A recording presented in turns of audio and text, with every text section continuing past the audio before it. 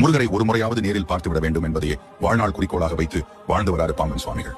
அதற்காக பிறப்பன் வலசை என்ற ஊரில் உள்ள ஒரு மயானத்தில் ஒரு சதுர குழி ஒன்றை வெட்டி அதனுள் அமர்ந்து தன்னுடைய நோக்கம் நிறைவேறும் வரை சமாதி நிலை தியானத்தில் ஈடுபட போவதாக தன்னுடைய சீடர்களிடம் பாம்பன் சுவாமிகள் கூறுகிறார்.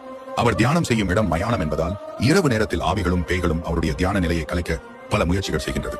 சுவாமிகள் அவர் கையில் இருந்த யோக தண்டத்தை வைத்து அந்த பேய்களை விரட்டுகிறார். பின்பு நீண்ட கருநாகம் ஒன்று அவரின் காலை உரசி சென்றது. இப்படியே அடுத்தடுத்து எந்த தவறையும் நான் செய்யவில்லையே என்று கண்ணீர் விட்டு அழுகிறார்.